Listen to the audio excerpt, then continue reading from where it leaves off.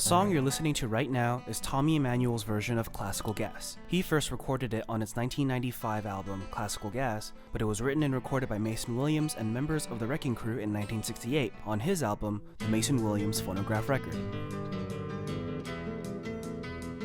Tommy plays this live a lot, so there are tons and tons of clips of him playing this cover on YouTube. I was listening to a few and noticed something interesting. He plays this riff the same way almost every single time, but in this one performance here, he plays the riff slightly differently.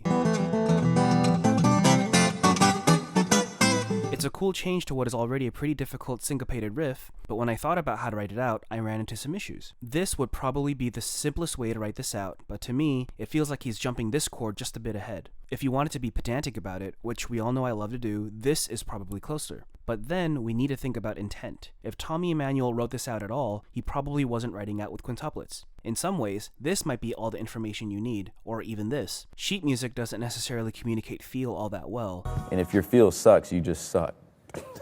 And in some cases, it's just better to listen to a recording than to try to communicate everything on paper. I posted this clip with these transcriptions on my Instagram a few months ago, and my friend David Hobbs pointed out that he might not even be playing something on the second downbeat. David feels it like this, which is also a possibility. As someone who spent the entirety of his musical life composing via notation, I think it's pretty neat that there are a lot of inexpressible nuances that I'll probably never be able to write down on paper. The faulties of notation and transcription laid bare. Hundreds of years of notation and 6 years of music school crumble at the feet of Tommy Emmanuel. Subscribe if you want to, follow me on Twitch. That's all I have. Listen to Tommy Emmanuel. Bye.